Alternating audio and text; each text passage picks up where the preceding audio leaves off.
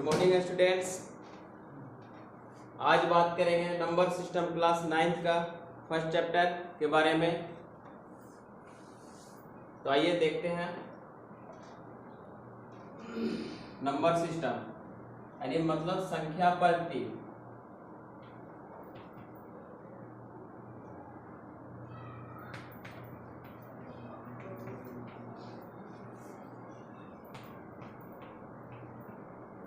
प्राकृतिक संख्या,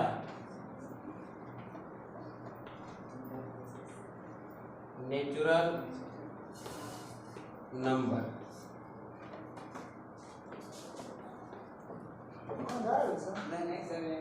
natural number क्या है? इसमें हम जाने गिनती की संख्या को नेचुरल नंबर्स कहते हैं। 1 2 3 4 5 ... गिनती की संख्या को हम लोग प्राकृतिक संख्या कहते हैं। सेकंड है पूर्ण संख्या।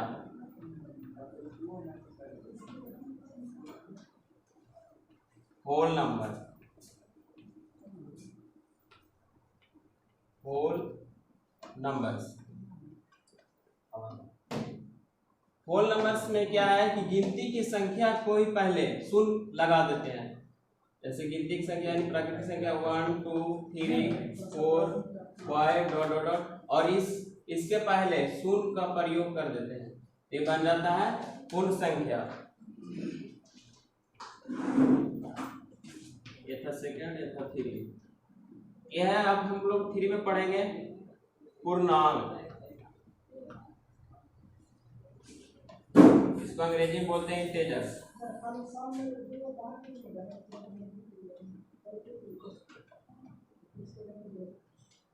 इसमें हम देखेंगे कि पूर्ण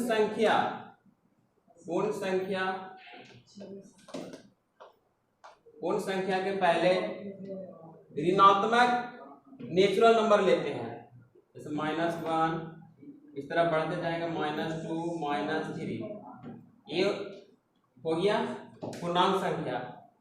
ये जो नेचुरल नंबर है 1 से 5 तक के, इसको हम लोग बोलते हैं धनात्मक पूर्णांक। धनात्मक पूर्णांक। और ये -1 से -3 जो है, ये हो गया ऋणात्मक पूर्णांक। और ये बीच में है 0।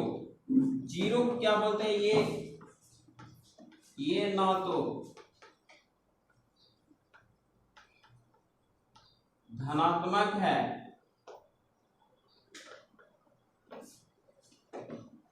और ना ही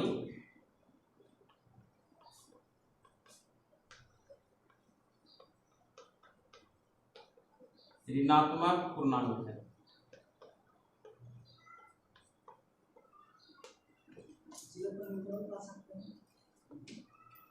यानी ये तीनों संख्या से हम समझ सकते हैं कि गिनती की संख्या को प्राकृतिक संख्या कहते हैं। और दूसरा पूर्ण संख्या यानी गिनती की संख्या यानी प्राकृतिक संख्या के पहले यदि हम शून्य लगा देते हैं तो बन जाता है पूर्ण संख्या, मतलब होल नंबर्स। और इसके बाद हम लिखे पूर्णांक। यानी पूर्णांक में कि प्राकृतिक संख्या के पहले शून्य, मतलब ये पूरा है होल नंबर। होल नंबर के पहले अगर ऋणात्मक प्राकृतिक संख्या लेते हैं तो वो बन जाता है पूर्णांक यानी इंटीजर्स। और इंटीजर्स को हम लोग सूचित जेड से करते हैं। ये प्राकृतिक संख्या को तो एन से सूचित करते हैं क्योंकि एन से स्टार्टिंग का नेम है। पूर्ण संख्या को डब्ल्यू से सूचित करते हैं क्योंकि ये होल नंबर है, होल से सूचित लिखा हुआ। लेकिन पूर्णांक है जो ये आई से लिखा हुआ है, इसलिए आई से सूचित नहीं करेंगे बल्कि इसे हम जेड से सूचित करेंगे। जेड से क्यों करेंगे? क्योंकि ये जेड जो है जेहलर शब्द है। जेहलर शब्द मतलब जर्मनी शब्द है, जर्मन का ये शब्द है। इसका मतलब होता है गिनना, यानी जेहलर का मतलब होता है गिनना और जहर का मतलब होता है संख्या, मतलब संख्या को गिनना, यही कहलाता है पूर्णांक। इसके बाद 4 नंबर में हम लोग पढ़ेंगे परिमेय संख्या। परिमेय संख्या अंग्रेजी में इसे बोलते हैं रेशनल नंबर।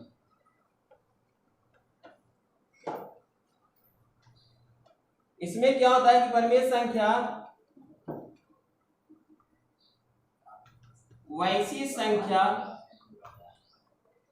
संख्या जो p/q के रूप में हो, p/q के रूप में हो, जहां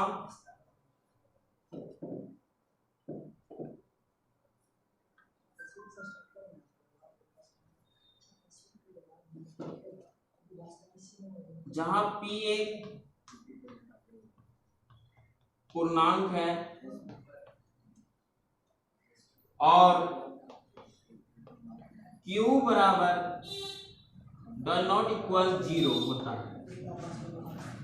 उदाहरण के रूप में कोई संख्या लेते हैं जैसे 3/4, 3/4, यानी इसे हम लोग लिखते हैं 3/4 को, ये 3 को p हो गया, p बराबर 3, q बराबर 4 हो गया।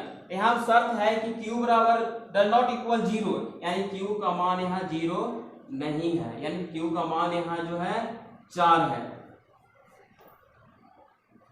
इसके बाद हम कुछ उदाहरण से समझाते हैं। चलिए अब क्वेश्चन के अनुसार देखते हैं। कह रहा है कि एनसीईआरटी का ये क्वेश्चन है, कह रहा नीचे दिए गए कथन सत्य है या असत्य है, कारण के साथ अपने उत्तर दीजिए। तो पहला कह रहा है प्रत्येक पूर्ण संख्या एक प्राकृतिक संख्या होती है। कह रहा है कि प्रत्येक पूर्ण संख्या एक प्राकृतिक संख्या होती है या नहीं। इसके पहले हम लोगों ने देखे, यहाँ पर लिख देते हैं नेचुरल नंबर के बारे में 1 2 3 4 डॉट डॉट डॉट।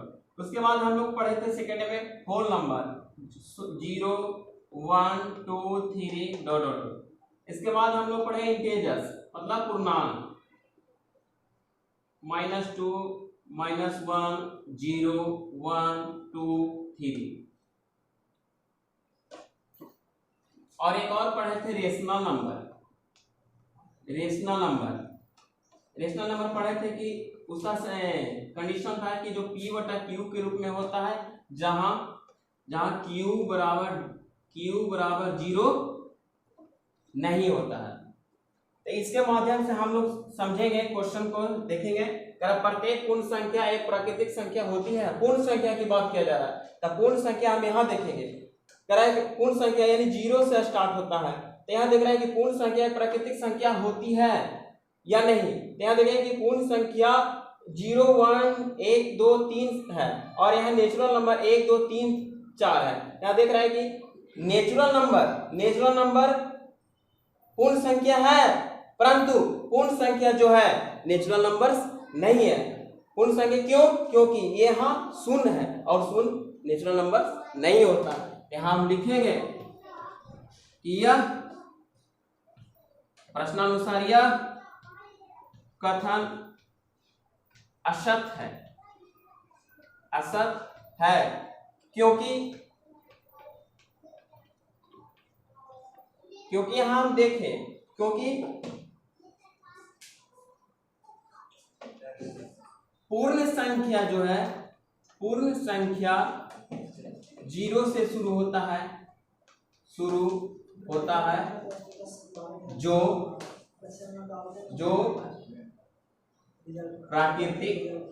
प्राकृतिक संख्या नहीं है।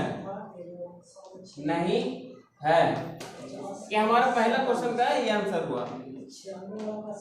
अब हम लोग देखेंगे सेकंड क्वेश्चन। सेकंड क्वेश्चन कह रहा है कि प्रत्येक पूर्णांक एक परिमेय संख्या होता है, प्रत्येक पूर्णांक एक परिमेय संख्या होता है। तो यहां देखेंगे कि कहा कि प्रत्येक पूर्णांक हम देखेंगे यानी इंटीजर्स, यहां देख रहे हैं, यहां देखना है कि -2 -1 0 1 2 3 ये हो गया पूर्णांक संख्या, पूर्णांक है। लेकिन यहाँ कह रहा है कि प्रत्येक पूर्णांक एक परिमेय संख्या होता है, परिमेय। तो परिमेय को जरा देख लेंगे, कह रहा है जो पी वाई क्यू के रूप में है, क्यू जहां क्यू बराबर 0 नहीं है, 0 नहीं है। यहां देखेंगे प्रश्नानुसार यह कथन सत्य है, सत्य है। क्यों सत्य है हम लोग यहां से देखें, यहां से देखें क्योंकि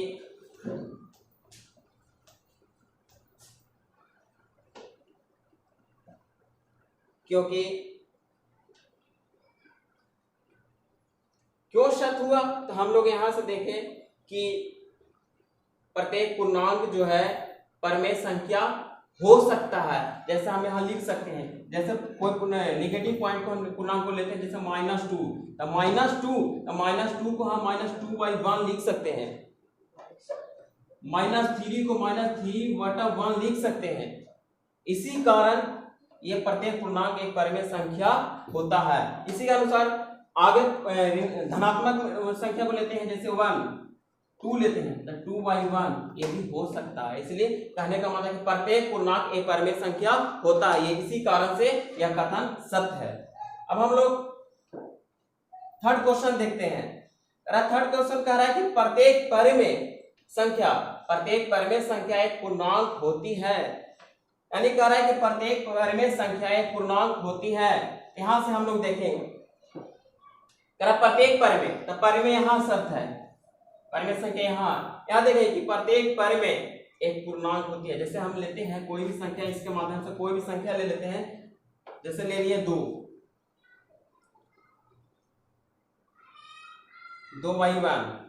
तो 2/1 को हम लिए तो परिमेय संख्या हो गया। ये पी वाई क्यू के रूप में फॉलो भी कर रहा है, जहां p बराबर 2 और q बराबर 1। लेकिन कह रहा है कि प्रत्येक परिमेय संख्या एक पूर्णांक होती है, तो क्या ये जो 2/1 है, जो p/q है, क्या ये पूर्णांक कभी होगा? कभी पूर्णांक होगा? नहीं होगा। इसलिए इसका आंसर हम इस तरह लिख सकते हैं प्रश्नानुसार कि यह कथन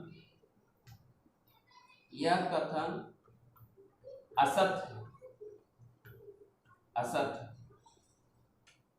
ये तीनों क्वेश्चन हो गया। इसके बाद हम लोग दूसरे एग्जांपल देखते हैं।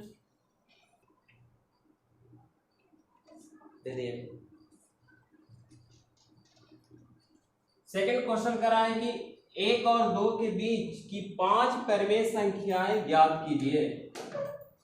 यानी प्रश्न कह रहा है कि 1 और 2 के बीच की 5 परिमेय संख्या ज्ञात करना है।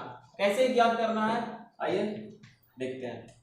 इसके पहले हम एक रेखा से लेते हैं इस प्रकार,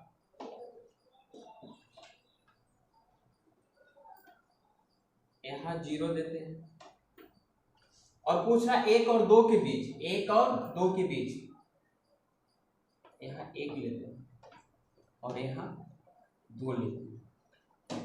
1 और 2 के बीच का है 5 परिमेय संख्या, 1 और 2 के बीच 5, यानी 5 पॉइंट हम दर्शाते हैं, 1 2 3 4 और ये 5, यही 5 पॉइंट हो गया। 5 परिमेय संख्या ज्ञात करना है।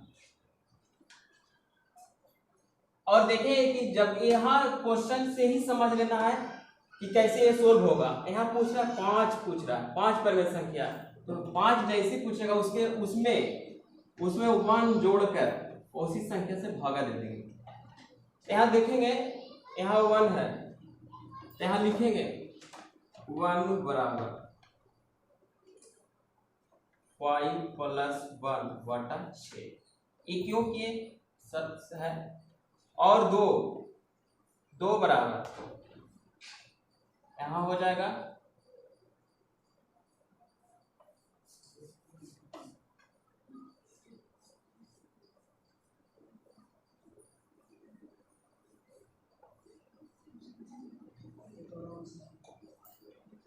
यहाँ हो जाएगा, यहाँ 2 बराबर 12/6, यानी 2 के जगह पर हम 12/6 ले लिए। अब यहाँ देख रहे हैं कि क्वेश्चन कर रहा था कि 1 और 2 के बीच, यानी 1 और 2 के बीच 5 परिमेय संख्या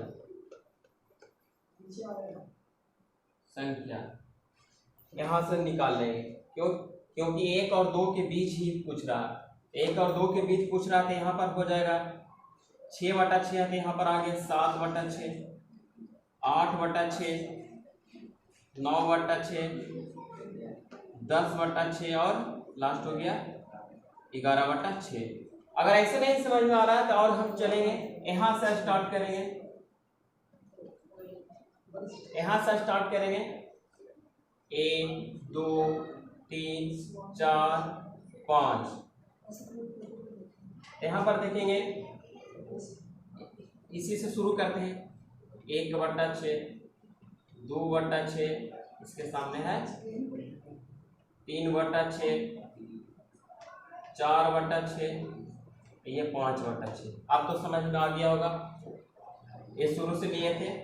और यहाँ पूछ रहा है 1 और 2 के बीच में ही पूछ रहा है, 1 और 2 के बीच में पूछ रहा है, इसलिए इसका आंसर हो जाएगा 7/6, 8/6, 9/6, 10/6 और 11/6।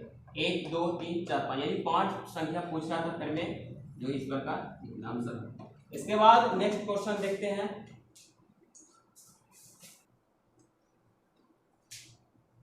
अब हम लोग एनसीईआरटी बुक का चैप्टर 1.1 का ये फर्स्ट क्वेश्चन है। अब चैप्टर पर हम लोग आ गए हैं और प्रत्येक क्वेश्चन को इस तरह सोल्व करते चलेंगे। कह रहा है कि पहला क्वेश्चन कह रहा है कि क्या शून्य एक परिमेय संख्या है? क्या शून्य एक परिमेय संख्या है?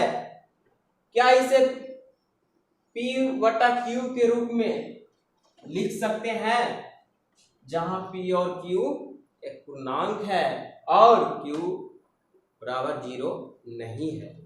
आइए सोल्व करते हैं।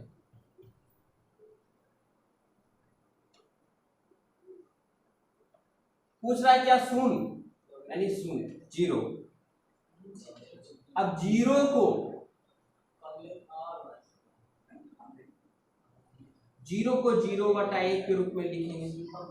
यहाँ देखेंगे 0 को तो P/Q के रूप में लिख दिए, मतलब परिमेय संख्या के रूप में तो लिख दिए, पर अब यहाँ देखेंगे कि P/Q के रूप में है तो P इसको बोल देंगे P और इसको बोलेंगे Q, इसको बोलेंगे Q।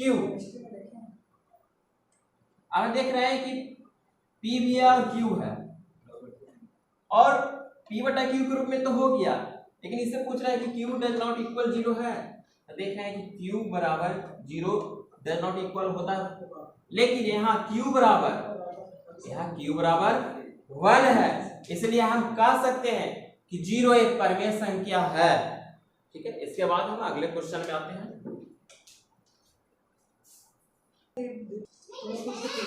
इसके बाद देखते हैं क्वेश्चन नंबर 2 और 3।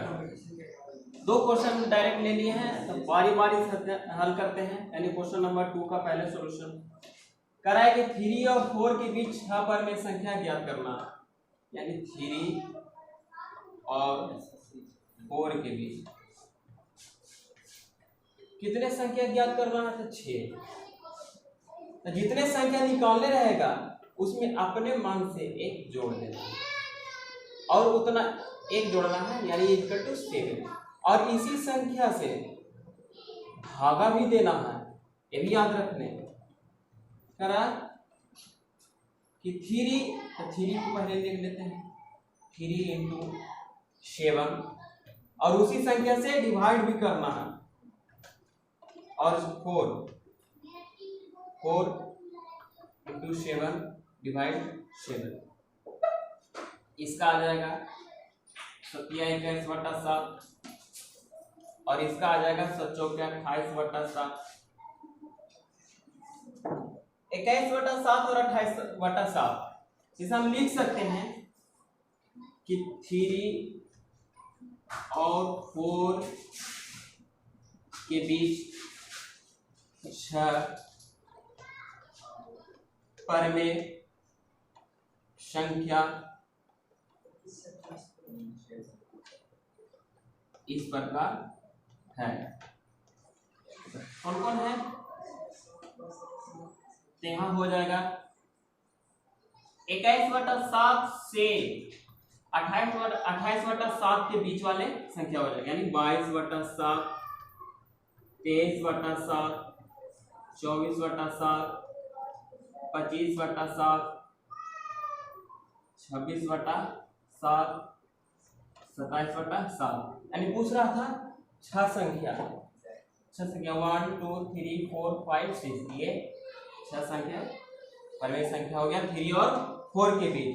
ये हमारा सेकंड क्वेश्चन का आंसर हो गया। और इसके बाद देखें क्वेश्चन नंबर 3 सोल्व करने के पहले इसे मिटा देते हैं।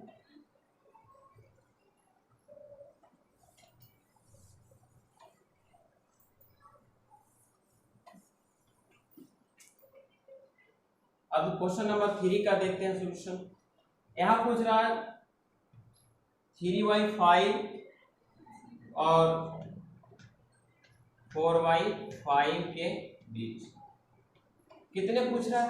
तो 5 परमेय संख्या पूछ रहा है। तो 5 परमेय संख्या पूछ रहा है, इसका मतलब इसे आगे बढ़ते हैं, इसमें एक जोड़ के इसे मल्टीपल करते हैं, यानी 3/5 बराबर 3 गुना 6 बटा 5 गुना 6 और 4/5 का हो गया 4 गुना 6 बटा हो गया 5 गुना 6, इसका हो गया 6 18/30 और इसका हो गया 6/24/30। अभी दोनों के बीच की संख्या ज्ञात करना है 5 लिख देंगे, यानी 3/5 और 4/5 के बीच 5 परमेय संख्या इस प्रकार होगा 19/30, 20/30, 21/30, 22/30, 23/30। ये हो गया 3/5 और 4/5 के बीच परमेय संख्या 5। इसके बाद आगे चलते हैं।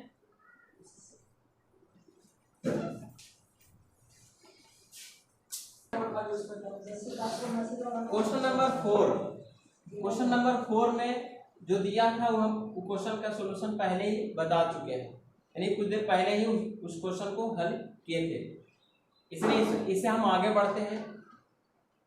पॉइंट नंबर है 5 में पढ़ना है अपरिमेय संख्या।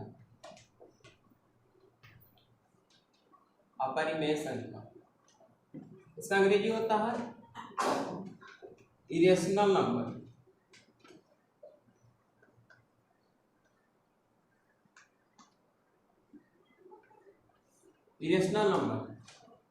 अपरिमेय संख्या कहते हैं किसे, आइए जानते हैं। वैसी संख्या जो p/q के रूप में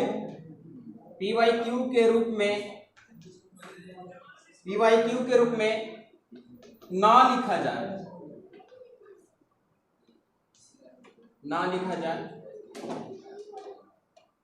जहां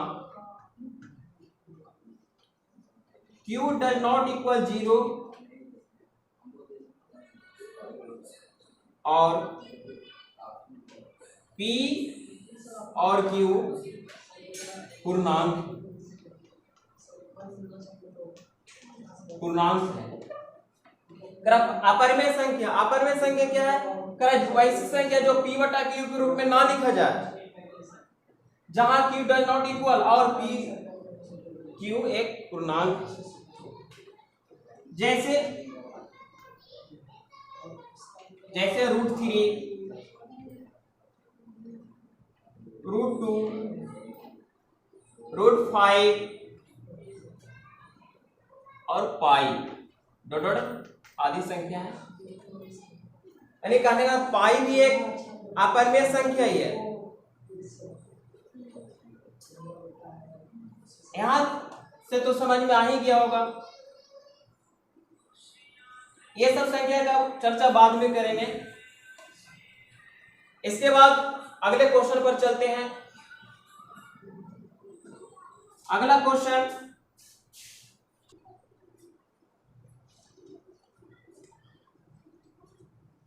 है कि संख्या रेखा पर √2 का स्थान निर्धारण कीजिए। √2 का स्थान, आइए इसे सोल्व करते हैं। एक रेखा लेते हैं,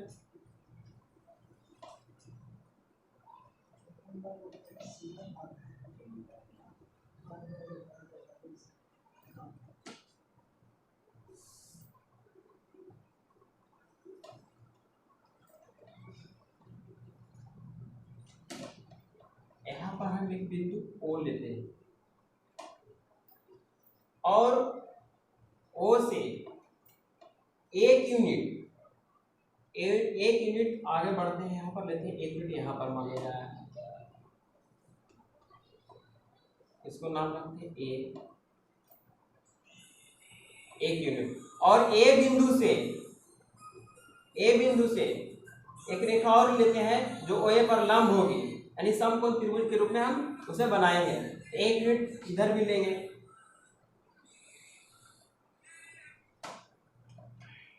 और इस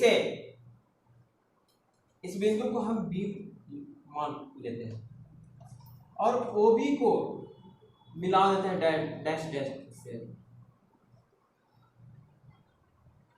ये बन गया समकोण त्रिभुज, ये हो गया 90 डिग्री।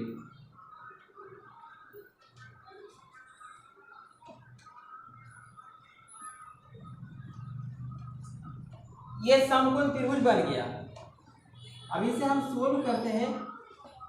पिछले क्लास में पाइथागोरस थ्योरम के बारे में जानकारी दिए थे, वही थ्योरम को, उन्हीं के थ्योरम का प्रयोग यहां करेंगे। यानी त्रिभुज समकोण त्रिभुज बन गया, समकोण त्रिभुज OAB, जहां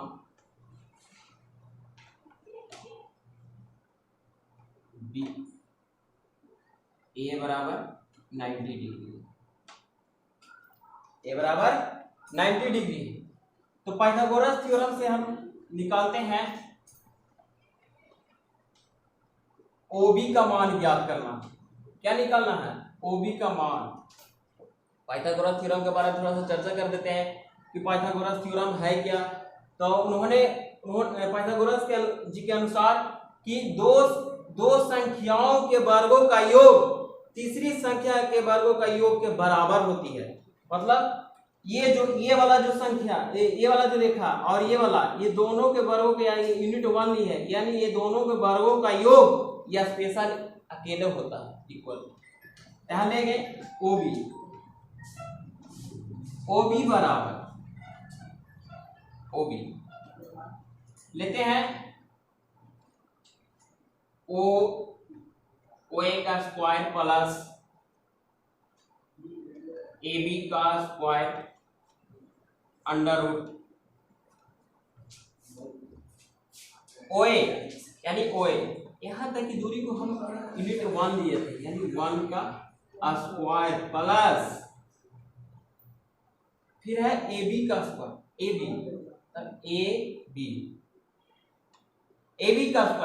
AB का स्क्वायर भी हम माने हैं 1 ही, इसका भी 1 का स्क्वायर रूट 1 प्लस 1 का स्क्वायर 1 प्लस 1 का स्क्वायर 1 इक्वल टू √2 यानी ये OB का मान निकल गया। OB का मतलब OB, इसका मान आ गया √2, ये तो आ गया। अब इसके बाद हम लेते हैं, यानी OB का मान आ गया √2। अब इसके बाद करना है कि समकोण त्रिभुज OAB में ही जीरो को केंद्र मानकर और OB को त्रिज्या मानकर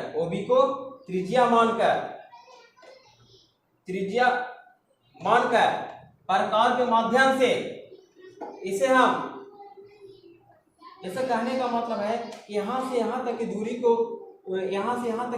√2 आया।